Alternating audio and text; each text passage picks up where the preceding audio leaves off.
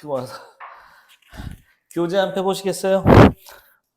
목차 오늘도 6개 준비되어 있습니다. 오늘 주제통합하고 극수필 파트 우리 이어서 나갈 건데, 첫 지문은 이게 묻방은 차추전 효과, 드리블링 효과입니다. 저증성 평면 원리하고 과학 지문인데 관계로 구성되어 있고, 같이 보기에는 시간 소모가 많을 뿐 딱히 특별한 내용이 있지는 않아서 첫 번째 지문은 스킵하고 두 번째 지문부터 보도록 하겠습니다. 여러분들 페이지 9쪽이에요. 자, 요 얘기입니다. 봐봐. 오늘 지문들은 조금 설명을 하고 읽을 시간 드릴게요. 할 지문이 많아서 조금 속도를 위해서 이렇게 하겠습니다. 오늘 다룰 주제는 철학 지문인데 첫 번째 페이지 9쪽 오셨죠? 주제통합 4번이요. 그러니까 존재에 대한 얘기입니다. 철학에서 맨날 하는 근원이 맞아요. 그러면 실제로 존재하는 걸 우리가 실제라고 했잖아요. 자, 기존에 맨날 나왔던 출제 원리는 뭐냐? 좀 과거, 근대 혹은 중세에서 근대로 넘어가는 시대에 실제론을 많이 다뤘어요. 여태까지 기출은.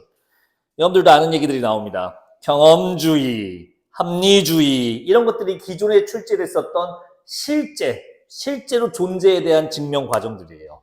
방금 얘기한 걸 간단하게 말씀드리면요. 경험주의는 말 그대로 인간의 오감으로 인지하는 것이 진짜로 존재하는 것이다 라고 믿는 학파고요. 합리주의는 인간의 이성이 유일하게 존재하는 것이고 이거에 따라 처리한다는 얘기를 합니다. 자, 근데 오늘 여기까지 팔 필요는 없고 최근에는 경험주의가 안 나온 지 한참 됐어요. 왜냐? 너무 많이 나오고 하다못해 나 같은 사람도 맨날 경험주의, 감각 이러고 있으니까 요즘엔 경험주의가 딱히 메리트 있는 문제가 아닙니다. 그러니까 뭘로 바뀌냐? 이거는 최근이에요. 지금 하고 있는 중이야. 프랑스에서 아저씨들이 떠들고 있어요. 이거 갖고. 자, 이 실제가 첫 번째 이 지문에는 없지만 아마 알고 있어야 좀 편할 겁니다. 인식 주체라는 존재가 있어요. 이 실제는 대상에 대한 얘기입니다. 무슨 말이냐? 인식하고자 하는 인지 과정을 하려고 하는, 인식하려고 하는 어떤 인간을 대표로 한 주체가 존재하고요. 어떤 대상, 인식의 대상이 되는 거죠. 그게 존재하는지 판정할 때 뭘로 하냐? 관계로 파악하는 존재들이 생겨납니다. 이거 이렇게 말하니까 이게 1문단 내용인가 참고로. 근데 이렇게 말하니까 무슨 말인지 하나도 안 하다. 이거야. 여러분들 이거 존재하나요? 근거는 눈으로 보이니까 여러분들 눈에 이게 경험주의예요. 자, 하지만 김봉수가 좋아하는 물통 방금 사온 거긴 하지만 김봉수가 좋아하는 물통이 존재한다고 여러분들 믿으시나요? 그거는 좀 더 따져봐야 돼요. 무슨 소리냐? 이 물통이 의미 있는 것으로 있으려면 이걸 사용하는 내가 이걸 이용해서 물을 맛있게 마셔주면 나한테 유용한, 김봉수한테 유용한 플라스틱 통이 되는 겁니다. 관계로서 맺어지는 대상 존재예요. 근데 만약에 내가 없으면 얘는 가치 있는 물통이라고 할 수 있는가? 여러분들 안 쓸 거죠? 이거 안 먹을 거죠? 여기 실장님 이거 보고 어떻게 할 거예요? 이 귀한 것을 이라고 할 거야? 바로 버리고 바로 플라스틱 쓰레기통. 바로 쓰레기통이죠. 즉 가치 있는, 김봉수에게 갈증을 해소하는 가치 있는 물통이라는 것은 갑자기 존재가 없어져 버려요. 그리고 이 사람들이 깨달은 거예요. 인식하는 존재랑 어떤 관계 맺음에 따라서 존재하는지 아닌지가 판정되는군이라고 한 게 이제 최근 철학이에요. 여기까지 괜찮을까요? 갑자기 왜 소 울음소리를 내? 다만 이게 제일 트렌디한 줄 알았는데 아닙니다. 극 트렌디, 극 최신 이론은 이걸 비판합니다. 무슨 소리냐? 관계, 즉 상관에 따라 존재가 성립한다면 이번에 나오는 이론은 상관없이 보자고 하는 게 최근 트렌드로 또 나와요. 프랑스 아저씨들이 하고 있습니다. 이게 뭔 소리예요? 대상은 인간과의 관계로 결정짓는 건 너무 오만한 인간 중심 사고다. 이런 것 때문에 종차별주 이런 게 나오는 거야 라고 하는 아저씨들이에요. 프랑스에 많은 이유가 있습니다. 자, 그래서 대상은 뭘로 존재해야 돼? 순수한, 자, 좀 어려운 용어 나옵니다. 사변으로서만 성립해야 돼요.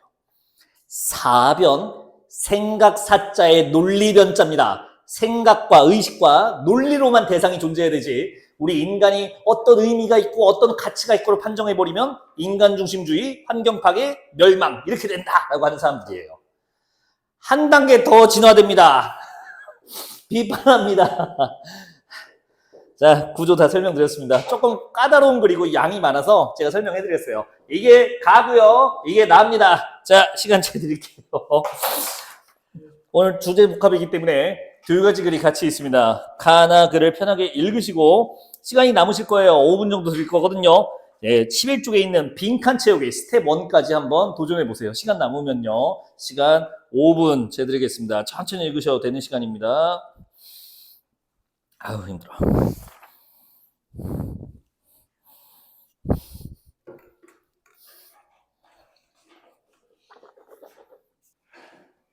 음, 5분 드렸는데 읽기는 다 읽으셨나? 구조는 이렇게 되어 있습니다. 굉장히 심플해요. 철학 질문이기 때문에 당연히 입장이 등장하고요. 주제는 아까도 봤지만 실제는 어떻게 되어 있는가에 대한 게 문제였습니다.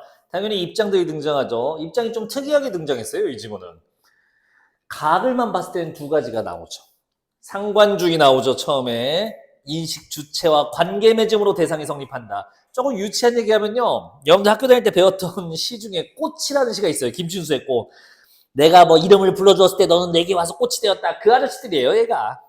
하지만 그게 아니라고 주장하는 트렌디한 프랑스 아저씨들이 있고요. 그것도 아니라고 하는 아저씨들이 있는 거고요. 네, 구조가 좀 독특하긴 하지만 최근 존재론에 대한 트렌디한 토론들이 이렇게 진행되고 있습니다. 참고로 이 상관없는, 즉 사변적 실제론은 어느 점에서 의의가 있다고 써 있는지 기억나는 분 있으세요? 이거의 의의, 비판받긴 하지만 어떤 의의가 있다라고 했는데,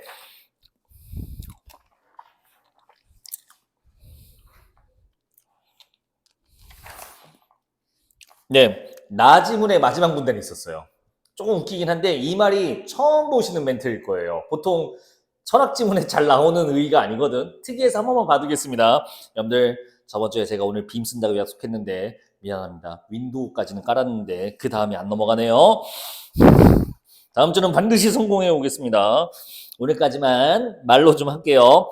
10쪽의 마지막 문단입니다. 자, 10쪽의 마지막 문단 첫 줄.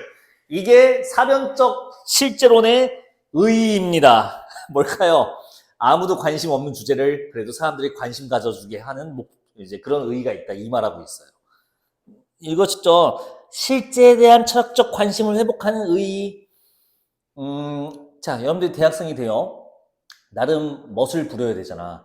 근데 여러분들이 멋있다고 말해도 주변 사람들이 이상하게 생각하는 멘트들이 몇 개 있어요.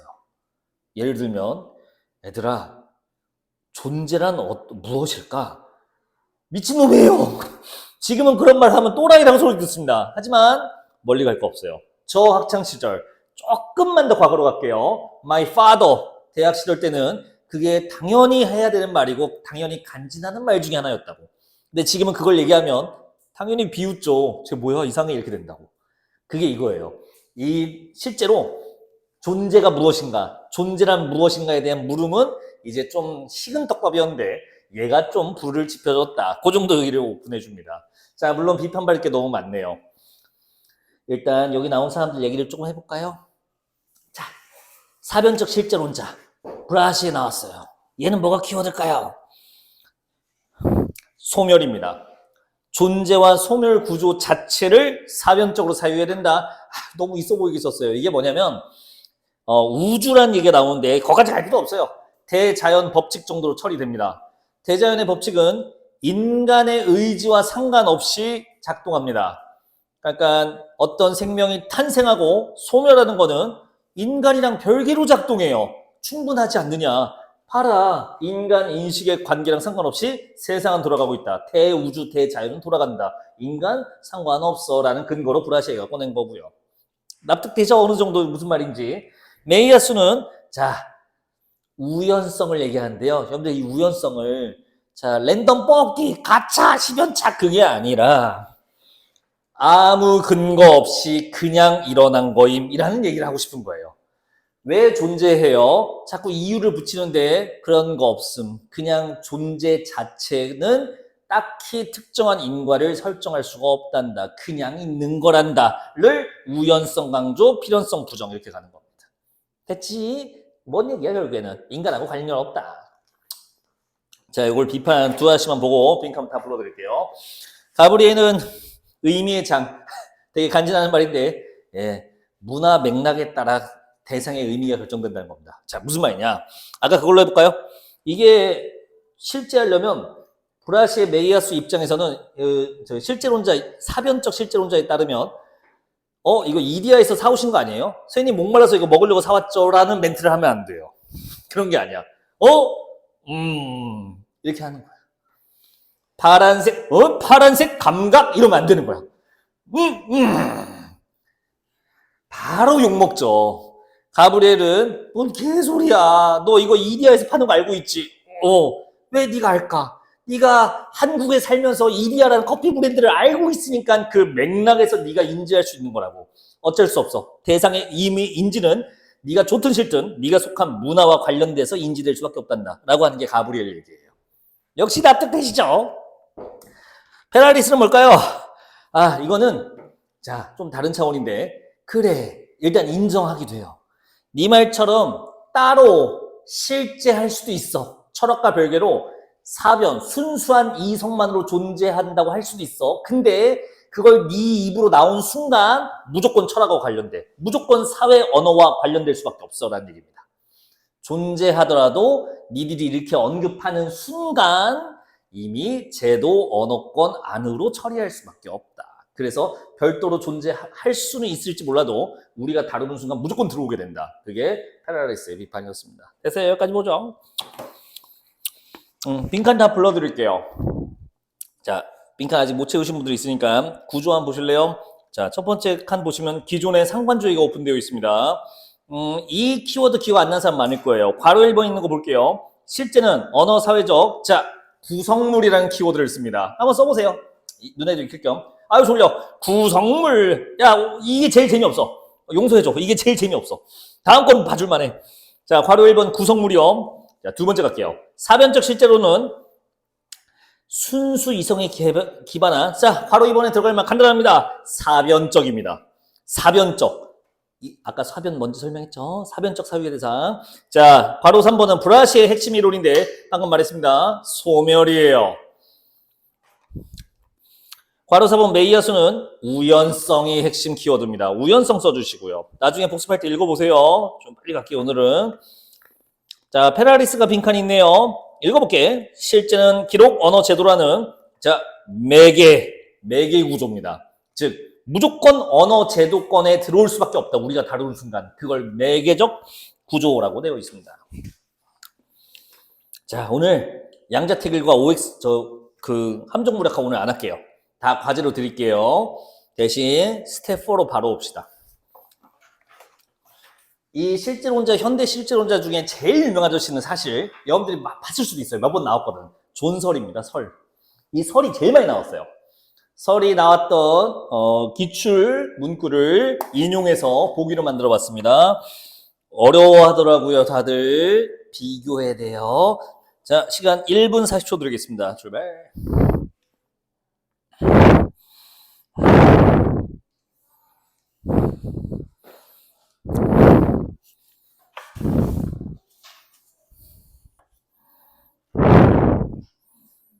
그럼요. 제발 마시고 오세요. 제발.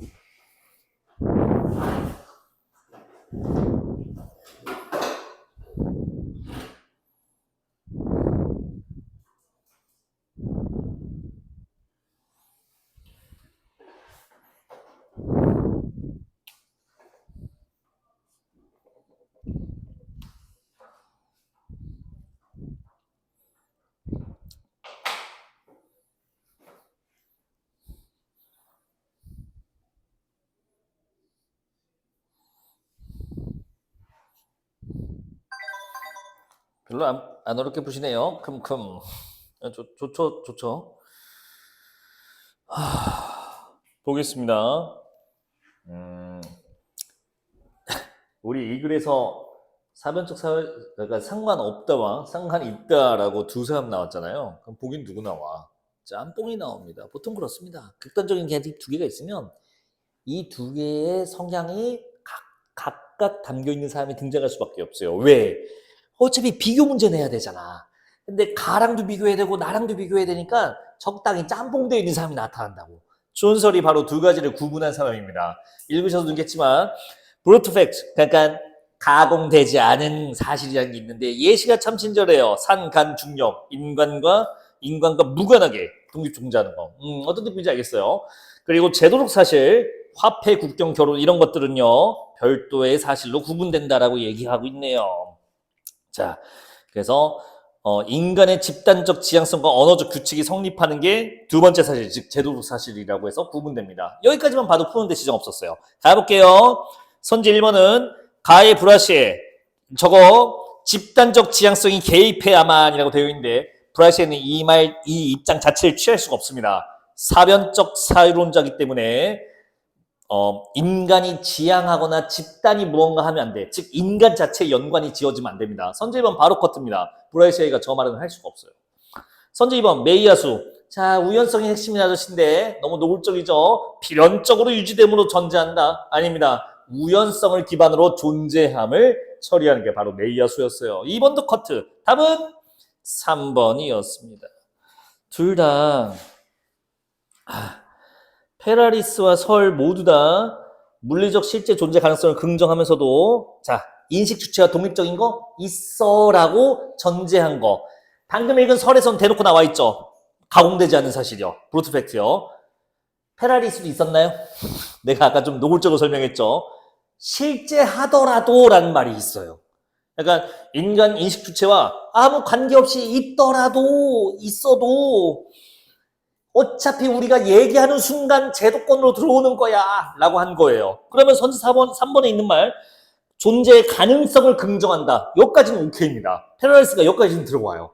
존재할 수도 있어 그런 게 라고 하지만 결국에는 사유하면 철학적으로 사유하려면 무조건 저 언어 제도에 와야 된다. 네, 그러니까 설의 제도적 사실과 일치하는 말이 되네요. 답 3번 해주시면 되겠습니다. 선지 4번은 가브리하는 의미의 장을 벗어나면 안 되죠. 그 얘기한 사람이 아니야. 그쵸. 그다음에 선지 5번에 자, 형이상학적 순진성을 읽어보시면 나올 텐데요. 페라리스가 했던 말입니다. 가브리엘은 사변적 실제로는 저렇게 얘기할 수 있는 근거가 없습니다. 됐어, 아시죠? 자, 다음 질문으로 갑시다. 안 나올 것 같아요, 다음 질문. 하지만 하겠습니다. 왜냐면 이상한 징크스가 있어서. 여러분들 이거 안 나와요 했던 게 꼭 하나씩 나와갖고 내가 말을 못하고 있어. 근데 이거 안 나온다고 한 이유는 있습니다. 최근에 나와갖고요.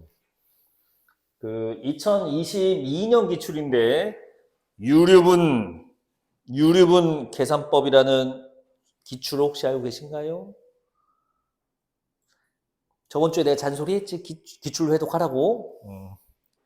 얼른 해. 설마 일주일이 지났는데 맞다라고 하신 분 없지?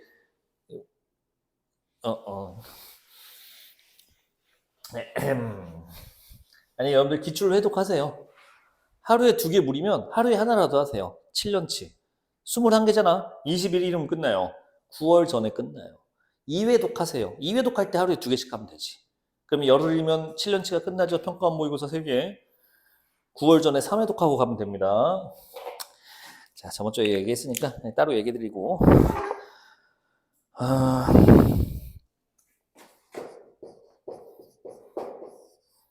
너무 다 알려주면 이건 너무 쉬워갖고. 야, 이렇게 하자. 이거는 얘기한다. 이거 읽으신 다음에 내가 얘기할게요. 이거는 반대로 갑시다. 지문 하나 편하게 읽으시고 16쪽에 있는 빈칸 채우기까지 시간 똑같이 5분 드릴게요.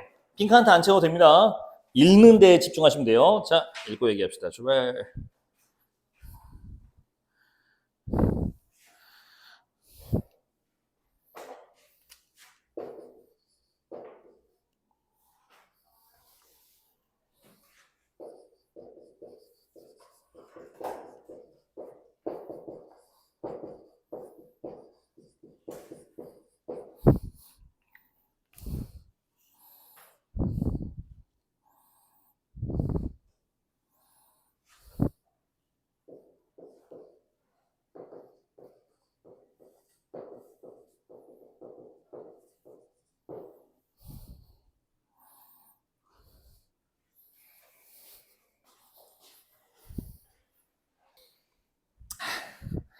이씨 잘 듣고 있겠지?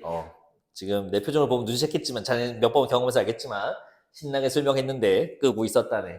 자, 없는 걸로 합시다.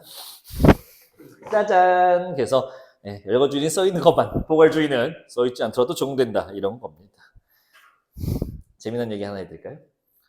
끈 김에 얘기할 거예요. 제 아는 사람이 있는데요. 100% 실화. 얼마 전에 있었던 일입니다. 이 사람이 소송을 당했어요. 20억짜리, 20억 배상해달라고 하는 소송이 자기가 다녔던 회사에서 날라왔어요, 본인한테. 사유는 간단해요. 이 자식이 우리 회사에서 배임 횡령해서 우리 회사가 이만큼의 손해를 입었다. 제가 보상해야 된다고 이 사람을 해고한 다음에 이제 소송한 거예요. 그래서 판사님이 판결이 나왔어요. 20억은 좀 심하고 7억 정도로 합시다 해서 7억 배상으로 최종 판결 났어요. 제 친구는 700만 원도 없는 걸로 알고 있거든요. 자, 7억 판결이 나왔습니다. 이렇게 말하니까 아침에 누가 그러더라고. 파산 신청하면 되지 않을까 이러더라고요. 영화를 너무 많이 봤어요. 법을 영화로 배운 거예요. 파산 신청, 판사님이 절대로 오케이 안 해줍니다. 파산 신청은요, 너는 절대로 돈을 못 벌겠구나 라고 하는 사람한테만 해줘요. 장애가 있거나 아주 심각한 결격 사유가 있으면 아이고 어차피 돈 벌지도 못하는데 야 그냥 파산으로 해드릴게요 이렇게 되는 거예요. 실제로 건강한 남자한테는 절대로 안 나옵니다. 아니 뭔 얘기를 했냐면 자 사실 얘도 자산이 있지. 자동차도 있고 현금도 있지 당연히. 근데 이제 어떻게 되겠어요? 대법원에서 판결 나왔으니까 이걸 다 뺏기게 생겼다고. 자 얘가 뭘 하냐. 비트코인에다 이 돈을 넣어놔요. 100% 실화입니다. 자, 왜? 채권, 주식은 자산으로 취급되기 때문에 거꾸로 투자해 놓으면 너 7억 배상해야지. 너 가진 돈은 없어? 그럼 내가 주식 그만큼 가져갈게 라고 하면 되거든요. 자, 그래서 얘가 비트코인 넣었는데요. 멍청이가 몰랐어. 최근에 포괄주의가 비트코인에 적용돼요. 즉, 이 코인도 사실상 주식 채권처럼 사실상의 자산성 투기이기 때문에 똑같이 적용할 수 있다는 판례가 있었거든요. 자, 이제 어떻게 해요? 제 친구는 비트코인 돈을 일단 뺐어요. 그래서 뭐 산 줄 알아요? 리니지 2 아이템 샀어요. 진짜예요. 그래서 무슨 칼 이거 8천만 원짜리라고 은혼검인가 모르겠어. 뭐 이름도 이상해. 그래서 그걸로 넘어갔어요. 거기는 아직 적용이 안 됐거든요. 그치? 리니지 2 칼 압류는 조금 그렇지. 그래서 그런 일이 있는데 다만 판사님에 따라서 잠깐만 이것도 할 수도 있는데 그거 혹시 그럴 것 같다는 예상이 들어요? 아니죠. 그래서 우리가 기본적으로 예측할 수 있어야 돼요. 비트코인에 투자한 거는 주식하고 비슷하게 포괄 적용할 거라는 거는 여러분들이 예상할 수 있어요.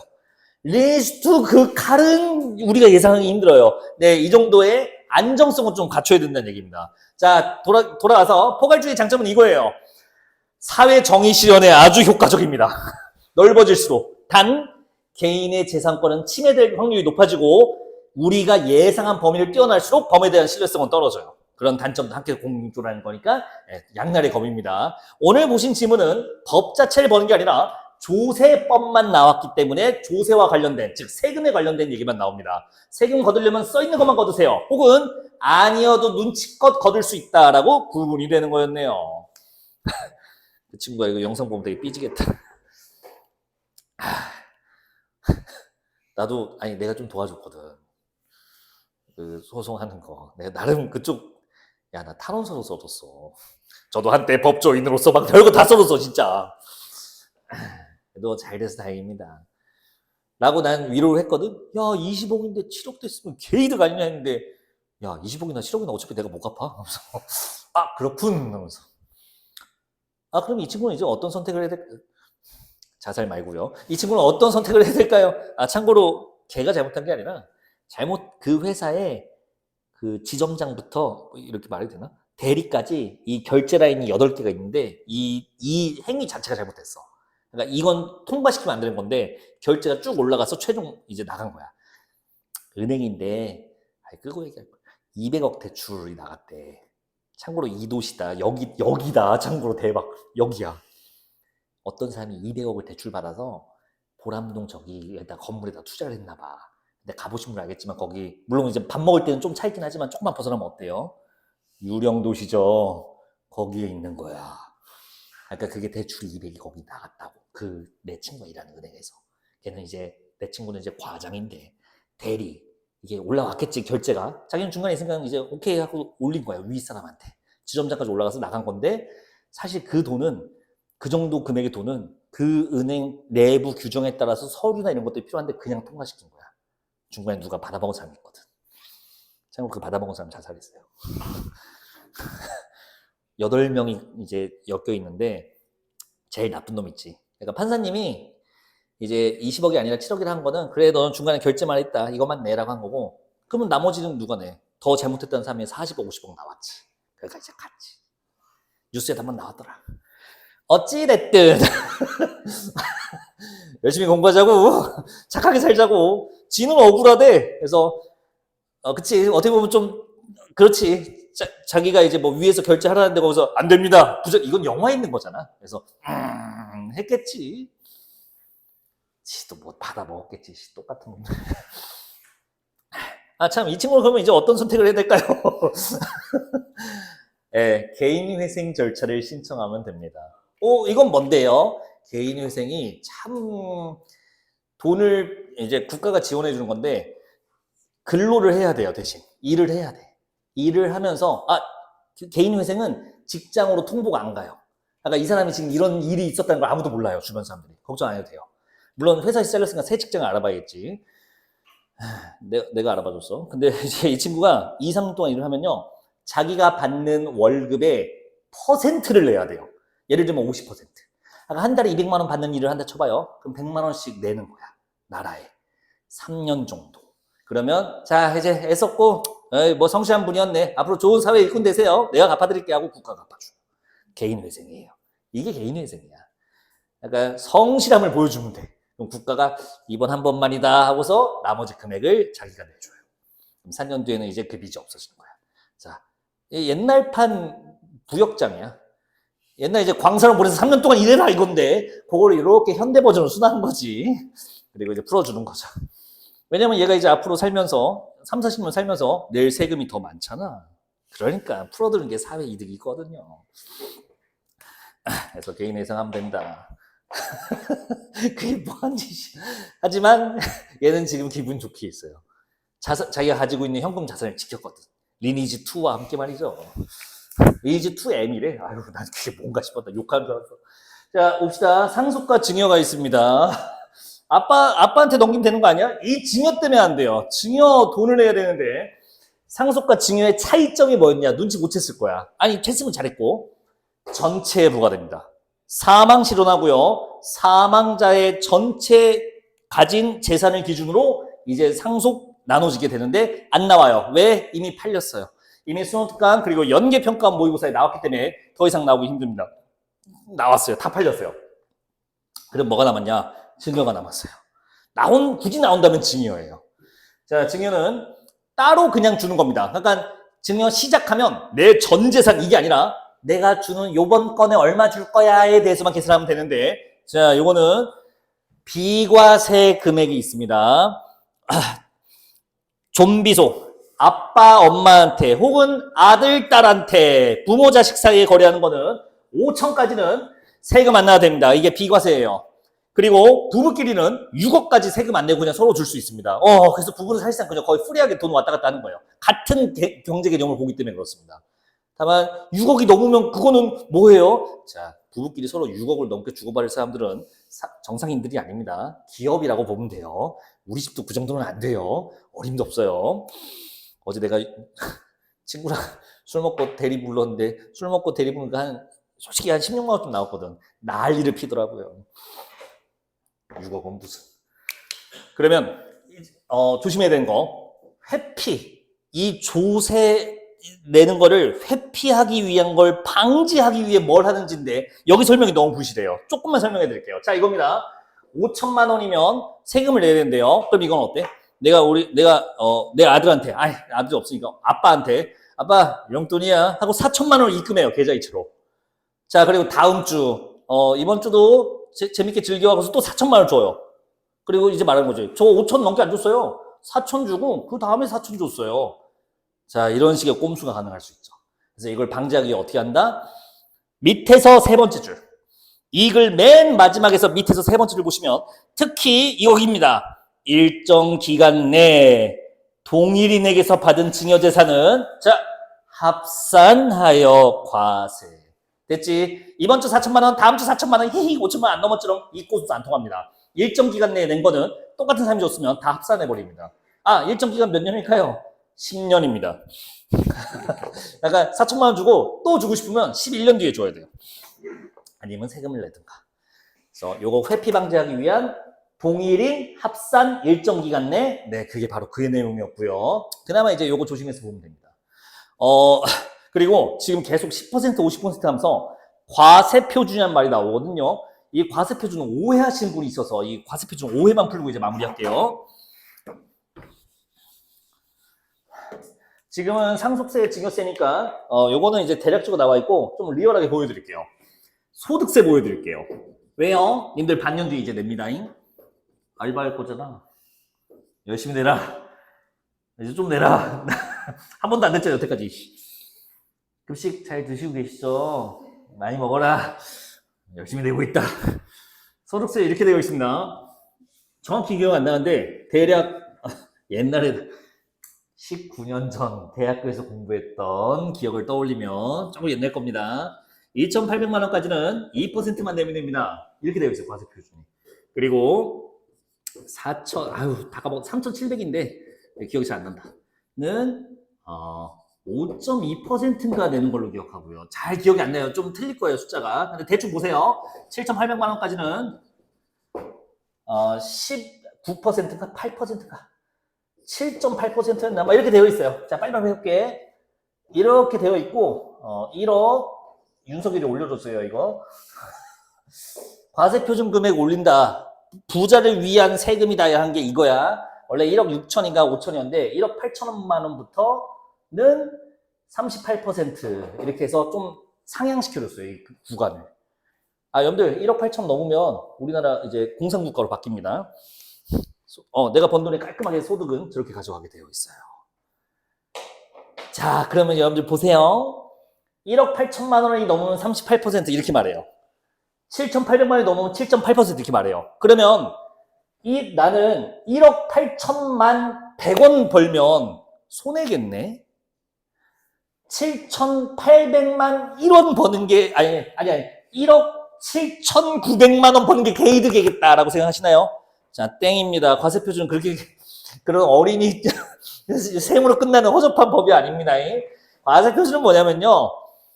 해당 구간은 해당 퍼센트를 적용한다는 뜻입니다. 내가 예를 들어서 2억을 벌었다 쳐봐요. 1년 기준으로 했을 때. 그러면 2억 중에 2,800만 원을 2% 내라는 거였어요. 고정금액입니다. 이렇게. 자, 이거 이해 놓치면 안 돼. 잠깐만. 무슨 소리야 하면 안 돼. 내가 2억을 벌었잖아. 2억이라는 지폐 한 장이 아니잖아. 2억을 만 원짜리로 다 이제 쌓아놨어요. 탑으로. 와, 부자다 하고. 그럼 그 중에 2,800만 원 어치는 2%만 세금을 내면 된다고. 이해했지? 그리고 나머지 4,100만 원만큼은 5.2%만큼 세금을 내면 되는 거예요. 이랬지? 여기까지가 지금 6,900만 원이지? 이렇게 해서 2억까지 세운 거야. 휴. 그리고, 아니지. 미안. 2,800만 1원부터 4,100만 원까지는 5.2%를 내는 거야. 이렇게 되는 거야. 자, 그러면 1억 8천만 만 원을 벌면, 7,800만 1원을 벌면 그 1원에 대해서만 38% 내면 되는 겁니다. 굳이 비유를 하자면. 자, 이해했지? 넘는 순간 전체 적용되는 게 아니라 그 구간은 요만큼 계산합니다. 라는 뜻입니다. 휴. 그래서 과세표준 여러분들이 오해하고 있어서 얼마를 넘어간 순간 잣대요 막 이런 게 아니야. 딱딱딱 정해져 있습니다. 왜 이렇게 잘하세요? 원장님 요즘 기분이 안 좋아. 세금을 얼마 전에 내셨거든. 저번에 얘기했지. 많이 벌면 많이 내야지. 저 봅시다. 다 됐고요. 빈칸 한번 채워볼까요? 16쪽으로 오겠습니다. 여러분들 이거는 양자택이라고 그 훈련할게요. 함정고력 할게요. 자, 16쪽 오셨으면 다 불러드리겠습니다. 일단 가가 그 열거주의와 그 포괄주의 설명된 글인데 세로로 봐야겠네요. 조세 일거주의고요. 자, 괄호 1번 있는 칸입니다. 법률에 자 써보세요. 명시된. 원래는 성문화된이라는 표현을 많이 썼는데 이게 너무 어려운 표현이라서 그냥 명시된으로 올해 수특에 실려 있습니다. 자, 명시된 즉 글로 써져 있는 이라는 뜻입니다. 법률에 명시된 사항만 없게 적용. 자, 괄호 2번은 뭐를 보장할 수 있는 장점인가? 여러분들 열거주의는 누가 좋아해? 기본권이 보장돼요. 누구의? 납세자. 써보세요. 납세자의 권리. 납세자 권리가 최대로 보장됩니다. 열거주의는 써 있는 것만 집행할 수 있기 때문에 납세자가 침해받을 확률이 가장 낮아요. 단점은 신종 경제행위. 리니지 2M을 제재할 근거가 없어요. 열거주의를 해버리면. 그 법전에 리니지 M이 실릴 일은 아마 한 30년 지나야 될 겁니다. 안 될 거예요. 자, 그래서 대립항 B 내려오시면 바로 괄호 3번에 들어갈 말. 포괄주의입니다. 조세 포괄주의가 괄호 3번에 들어갈 말이네요.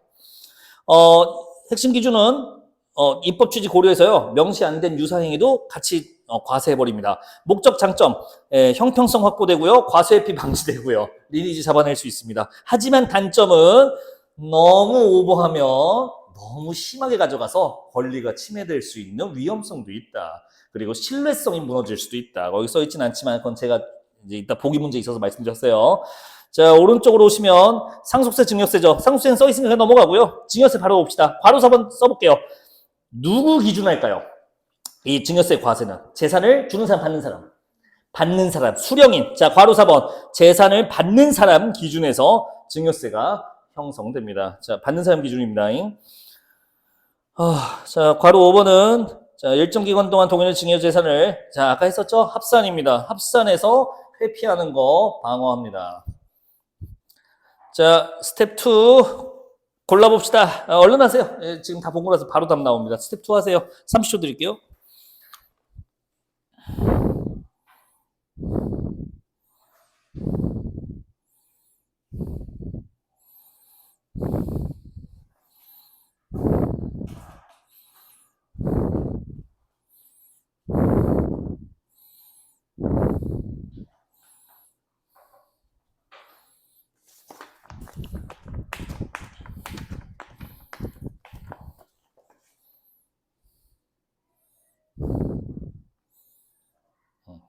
방금 봤던 거잖아. 빨리 골라.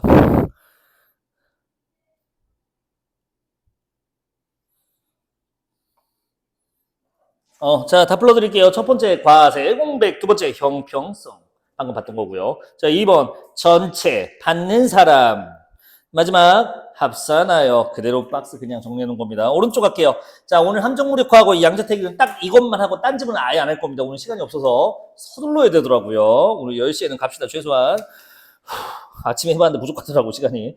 여러분들, 자, 안 까먹었지, 이거 하는 법. 처음 해보신 분들 위해 설명을 다시 드리면, 다 잘못된 선지입니다. 다 틀린 선지입니다. 어디가 틀렸는지 그냥 체크하시면 됩니다. 뭐 혼자 하실 때는 교정해서 문장을 바꿔봐야 되는데 오늘은 이거 수업 때 할 때는 간단하게 틀린 부분이 여기군이라고 눈치채 보시면 돼요. 자, 첫 번째 거 해보세요. 답은 참고로 나와 있습니다. 인과 역전이라고 써있죠.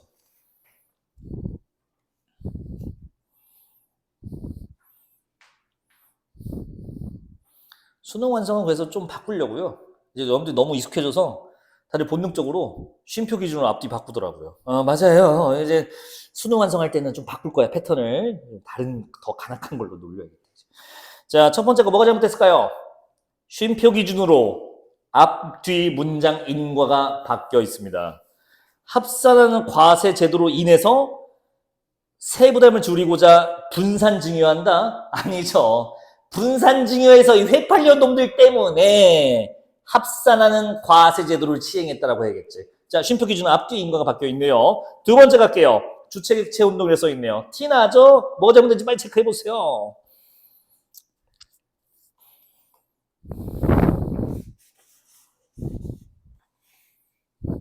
한 개가 아니야. 두 개야. 상속세는 누굴 기준?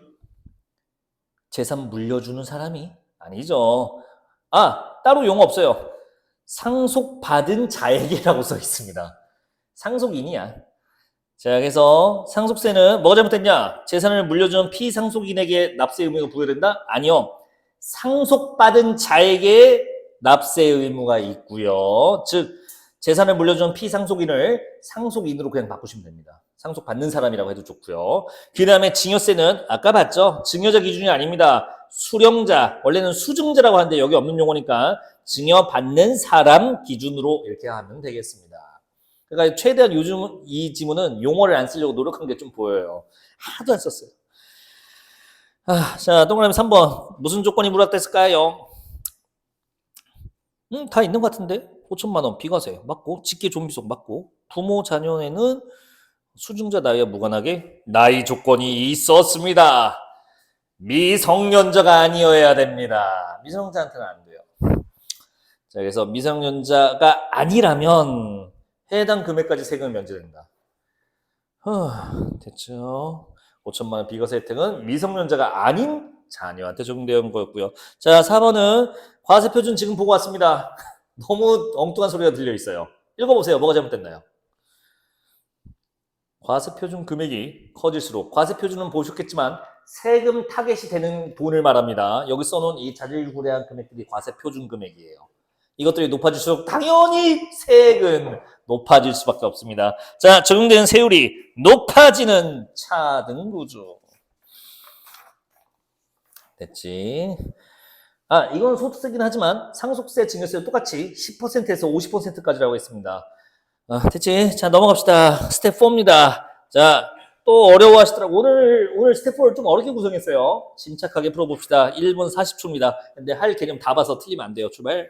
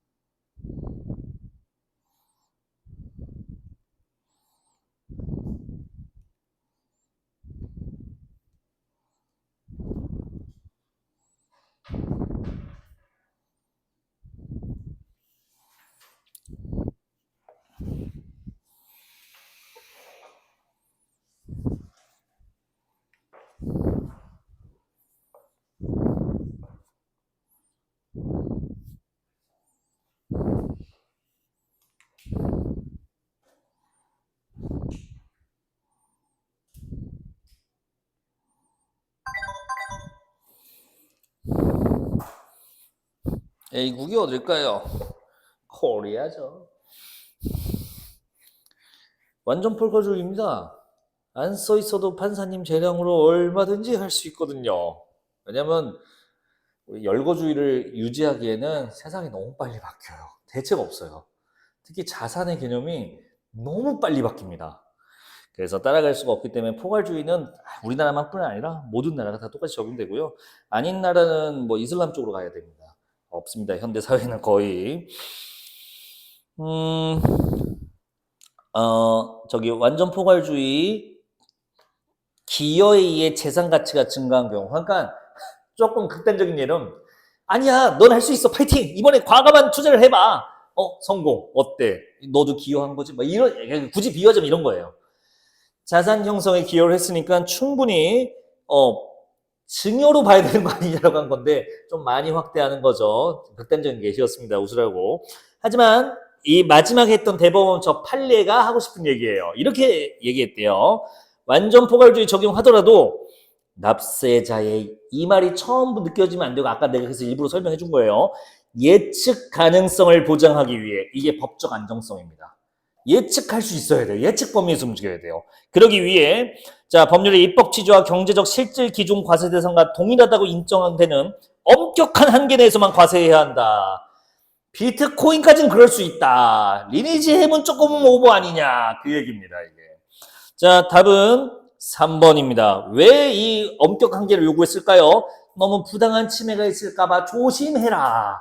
완전 예측할 수 있는 정도까지 합리적인 선까지만 가라라는 얘기입니다. 여러분들 각각 현대의 법은 어떻게 진화할 수밖에 없어요. 철학하고 같이 발전할 수밖에 없습니다. 지금은 여러분들이 비트코인이 주식하고 비슷하지, 채권이랑 비슷하지라고 인식해서 그 판결을 존중하잖아요. 자, 20년 전에 어땠을까요? 비머시기? 이렇게 된다고요. 인간의 사고방식과 법이 자동으로 오토로 따라와요. 멀리 갈 것도 없어요. 여러분들 지나가는 개 발로 치면 어떻게 될까요? 벌금 나와요. 동물학대법으로. 근데 지나가던 개의 복부를 3cm 이상 들어가게끔 차면 이딴 법은 없어요. 하지만 여러분들이 지나가는 개를 괜히 괴롭히고 잔혹하게 무언가를 하면 당연히 그 사람 처벌받는다고 생각하죠. 포괄주의 적용하면 당연히 처벌받아요. 하지만 20년 전? 아니요. 10년 전만 해도 어디 개가 이렇게 된다고요. 시대에 따라 생각에 따라 법이 당연히 달라집니다. 다른 선지 헷갈린 거 있을까요? 나머지는 좀 엉뚱한 소리 써 있죠. 포괄주의가 하나씩 새롭게 명시한다? 그럴 리가요. 포괄주의는 안 써놓고도 처리하는 거죠. 그만 읽을게요. 자, 다음 질문 갑시다. 하나만 더 해야 될 것 같아요. 원래는 4개 하고 쉬려고 했는데. 자, 하나만 더 합시다. 19쪽인데요.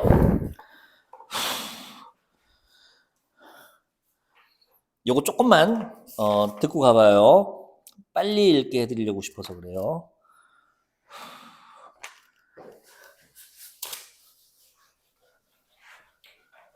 아니다. 자, 이거 읽을 시간 드리고 해설해드리고 쉴게요. 가나 편하게 읽으시고요. 19, 20쪽 편하게 읽으시고요. 21쪽에 있는 스텝 1 빈칸 시간 남으면 채워보세요. 자, 시간 좀 더 드려야겠네요. 5분 3초 드릴게요. 자, 출발.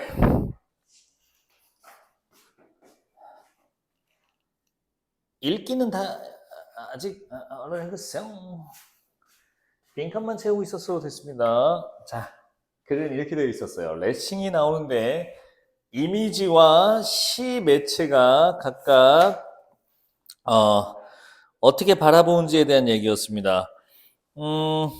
간단해요. 처음부터 얘기되어 있었죠. 레싱은 이 두 개가 구분되는 겁니다. 차이에 대해 언급한 사람이야.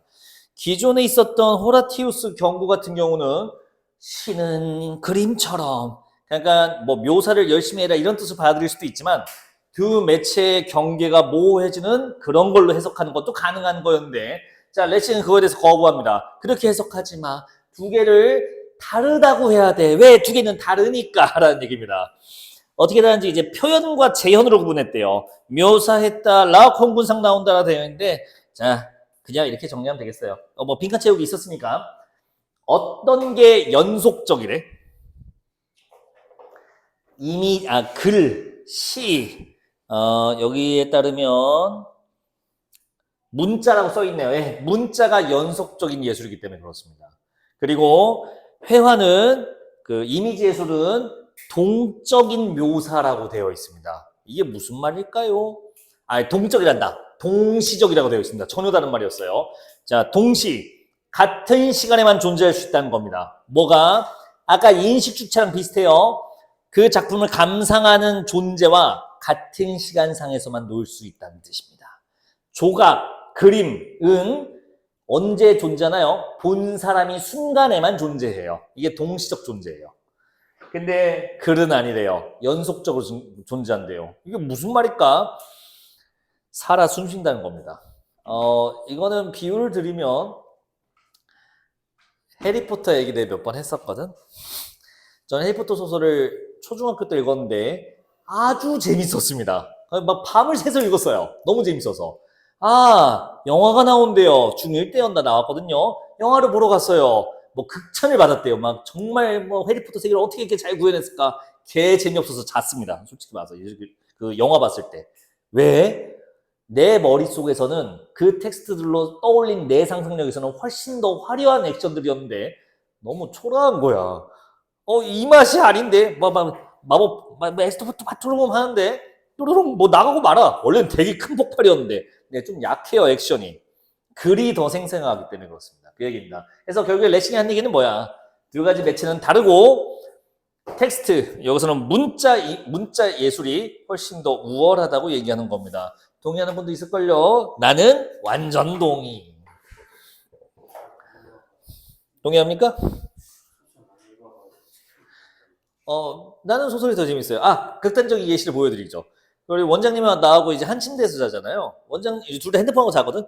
원장님은 웹툰 아니면 그 릴스 보고 앉아 있어요. 쇼츠 이런 거 보고 있어요. 저는 그딴 거 안 봅니다. 저는 웹소설을 봅니다. 제가 훨씬 더 리얼하게 보고 있습니다. 오! 하면서. 여기는 보다가 자요. 어떻게 얼마나 재미없으면 보다 잘까요?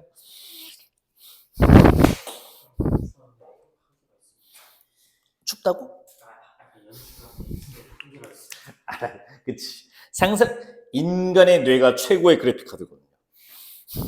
돌아와서 나지막은 상호 매체성인데, 자, 두 사람 나왔습니다. 얼른 나오십시다. 지마하고 폐인데요. 조금 어려울 것 같지만, 자, 이거 빈칸으로 설명드려도 될까요? 지마는 그 매체 자체가 그냥 형식으로 보는 거예요. 잠시만요. 어떤 예술이 멋진 작품이 되기 위해서는 형식끼리 잘 어울려야 됩니다. 참고로 예술의 형식은 내가 너무 많이 했어.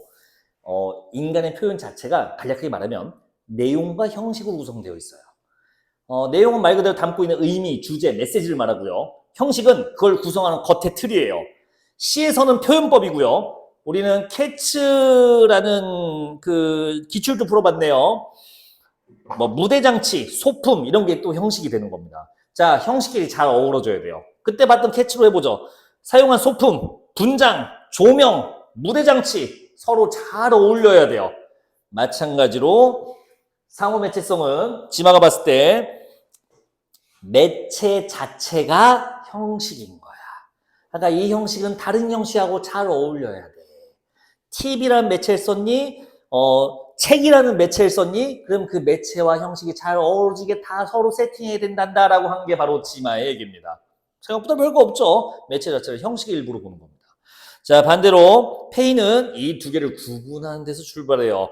형식과 매체는 다르고, 자, 형식을 구현하는 재료가 매체다라고 보는 겁니다. 그리고 이 두 개는 바뀔 수도 있다라고 하는 겁니다. 무슨 말이냐? 사진 드립 나오죠. 사진이라는 형식이 있었는데 이제 영화라는 예술적 형식을 구현하기 위해서는 그때는 이 사진이 매체가 된다. 뭐 이런 얘기를 해요. 자, 무슨 말인지 몰라도 되고요. 이거 되게 짧게 설명됐어서 이것만은 우리가 알 수 없고, 형식과 매체는 구분되어 있고, 그래서 매체는 형식의 일부로 본 지마랑 차이가 있다. 그 다음에 형식일 때도 있고 매체일 때도 있고 전환되기도 한다. 그 얘기까지 읽으면 됩니다. 그 세부적인 내용까지는 이 지문으로 확인할 수 없습니다. 자, 빈칸 다 불러드릴게요. 자, 1번은 지금 거의 다 했죠? 힘들어. 1번은 문자, 2번은 이미지, 뭐 순서 바꿔도 상관없습니다.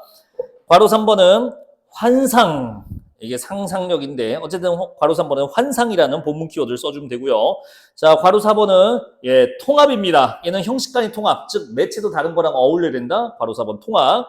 괄호 5번은 작동입니다. 매체만 가지고 있는 고유한 작동 메커니즘이 있다. 이걸 통해서 형식이 구현된다라고 했으니까 5번은 작동. 자, 쭉쭉 넘어가서 23쪽에 스텝 4 이것까지만 하고 쉽시다.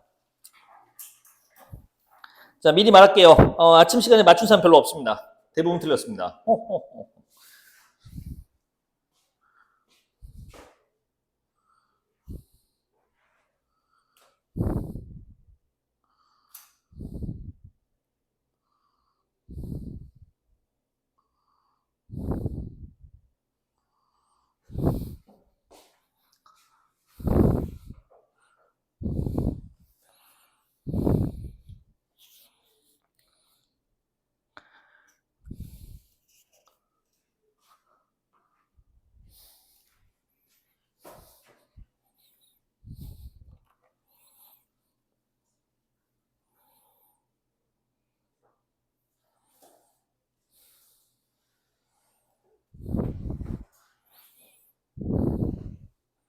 땡, 다시 고르세요.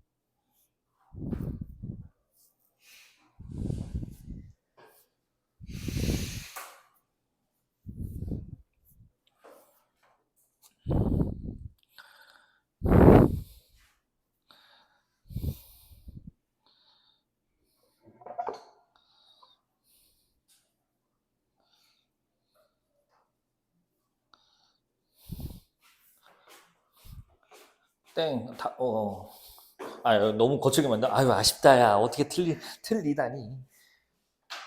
아, 여러분들 아침에 많이 틀렸다는 거는 절반 정도, 그러니까 9명 오니까 4명 정도 틀렸다는 겁니다. 다 틀렸다는 게 아닙니다. 아니, 무슨 레싱이 형식이 더 우월하다고 해요? 이게 뭔 개소리야. 그리고 맥루어는 뭐가 더 우월하다고 했어?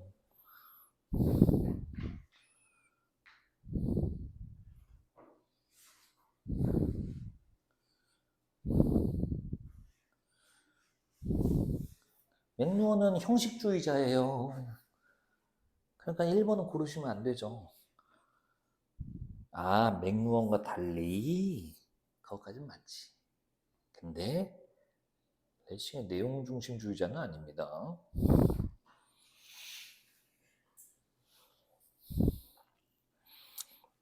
자, 요거는 의도하고 이제 여러분들 낚으려고, 아니, 힘들게 하려고 낸 문제인데, 어떤 의도인지 설명해 드릴게요. 꽤 요즘 나오는 유형이라서 열심히 한번 만들어 봤습니다. 설명해 드릴게요. 자, 일단 마셜 맥루언이 아저씨가 나옵니다. 아까 말했죠? 이런 의견이 여러 가지 나오는 거면 적당히 짬뽕 아저씨가 나오는데, 얘는 좀 독특한 이론을 제시합니다. 뭐냐? 형식과 내용이 존재한다면 매체를 형식으로 봐요. 이 아저씨는 매체 자체의 형식적 특성이라는 말이 있거든요. 자, 근데 이 매체라는 형식적 특성이 인간의 감각 비율, 사고방식, 사회구조를 결정한대요. 더 급진적인 아저씨가, 더 업그레이드된 아저씨야. 자, 다시 매체 자체의 형식적 특징이 두 번째 줄이었어요. 보기에 감각 비율, 인간, 사고방식, 사회구조를 결정해버린다. 와, 얘는 매체가 이걸 다 결정한대요. 사회구조를 결정한대요. 자, 이 보기에 두 번째 문제로 넘어보니까 맥루언 관점에서 볼 때 중요한 것은 텔레비전 프로그램의 내용이 무엇인지가 아니라, 그러니까 내용이 중요한 사람은 아니에요. 텔레비전 매체 자체가, 매체는 형식이라고 정했습니다. 즉, 이 사람은 형식주의자입니다. 내용보다 형식이 더 중요하다. 1번을 고른 이유는 알겠어요. 선지 1번은 답이 아닙니다. 하지만 왜 아닌지 볼게요. 레싱은 매체의 특성이 인간의 감각을 자극하는 방식 주목하면서 맥루언과 유사하다. 맞아요. 레싱도 이런 얘기를 했었어요. 하지만 맥루언과 달리 매체 자체가 전달되는 내용보다 우위에 있다고 보았다? 아니요. 매체가 내용보다 더 우월하다고 하는 얘기는 없어요. 그런 얘기까지는 없었습니다. 그냥 두 매체의 차이가 있다. 그리고 한 매체, 문자 매체가 더 이미지 매체보다 우월하다고 얘기한 건 있지, 형식이 내용보다 우월하다고 한 적은 없습니다. 매체 간에 더 우월한 문자 예술을 얘기한 것 뿐이었어요. 자, 그러면 이게 여러분들 왜 답이 잘 안 보이냐? 2번, 3번이 똑같은 낚시 같거든요. 아니에요. 2번은 틀렸지만 3번은 맞는 얘기가 됩니다. 이게 아다르고 어다른 거예요. 자, 가볼게요. 지마. 얘는 지마가 첫 번째였지? 형식으로 보고 예술, 매체를 포함한 형식 간의 유기적 결합을 강조한 예입니다. 얘가 그런 매체의 형식이 인간한테 영향을 준다고 봤어요? 그런 얘기는 없어요. 그리고 지만은 통합적 예술을 지향했기 때문에 개별 매체라는 말도 할 수가 없습니다. 즉 둘은 많이 달라요. 저기 있는 맥루언과 지만은 정말 많이 다릅니다. 하지만 선지 3번은 맞는 얘기가 돼요. 왜 그런지 볼게요. 페이는 아까 상호 매체성 두 번째 아저씨죠. 잠깐만. 페이는 예술 형식, 형식과 다르다. 매체와 형식은 다르다. 매체는 예술이라는 형식을 구현하는 재료다. 이렇게 한 아저씨네요. 자, 볼게요. 페이는 선에서 한번 읽어볼게. 이게 아다르고 어달라. 매체가 예술 형식의 기술적 조건으로서 특수한 작동 방식을 가진다고 보았다. 어때? 이 말 있었지? 그대로 있었습니다. 작동 방식이 있어요. 그리고 매체 자체의 형적 특성이 인간 정보 처리 방식에 영향을 미친다고 본 맥루언. 이것도 맞죠? 두 개 다 뭐예요? 이 매체가 작동 메커니즘이 존재한다는 공통점을 갖습니다. 그게 인간 사회에 적용되기도 하고, 페이에 따르면 특수한 작동 방식을 예술 형식에 작동하긴 하지만, 즉 작동 대상은 다르지만 둘 다 고유한 작동 방식을 갖고 있다는 건 공통점이에요. 이 선지도 그걸 의도한 겁니다. 그래서 두 개 다 특정 대상에게 작동하는 메커니즘이 존재한다. 그래서 상통한다. 서로 통한다. 예, 답 3번입니다. 이걸 골랐어야 됐어요. 이건 틀린 말이 없어요. 왠지 고르기 싫지만 놀랍게도 틀린 말이 하나도 없습니다. 자, 선지 4번은 반대로 써져 있죠. 내용이 더 중요한 맥루언 땡. 선지 5번이 많이 그 다음으로 많이 고른 오답이더라고요. 아침에 보니까. 자, 님들아 근데 텔레비전 매체로 전환될 때, 자, 이게 뭐 활자 매체가 텔레비전 매체로 전환됐다는데 이 말을 페이한테 하면 뭐라는 소리야? 라고 할 거예요. 이 사람은 형식과 매체가 전환될 수 있다고 한 거지 매체끼리 전환된다는 얘기는 뭔 소리임이라고 할 겁니다. 그런 얘기 한 적 없습니다. 전환에 낚일 필요 없습니다. 형식과 매체가 바뀌는 거지 매체끼리 바뀌는 게 아니었어요. 자, 근데 10분만 쉬었다 할까요? 32분이니까 우리 43분에 이어서 합시다. 음.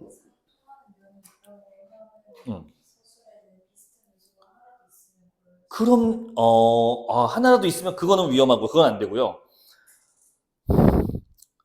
서로 통한다는 거잖아, 상통이. 같은 원리다라면 되는데 우리가 공통점이 하나 있다고 해서 둘은 같은 원리라고 하지 않잖아요. 움직임이 같으면 우리가 원리가 같다고 해요. 그러니까 예를 들어서 약물을 본다면 우리가 치료제가 여러 가지가 있잖아. 근데 외부에서 세포가 왔을 때 그거를 그 세포와 결합해서 파괴시키는 게 있다면 그 파괴시킨 세포가 서로 다르더라도 같은 원리라고 한단 말이죠. 그거랑 같은 거예요. 네, 네. 뭐 과학기술에선 작동 원리가 똑같으면 같은 걸로 보죠.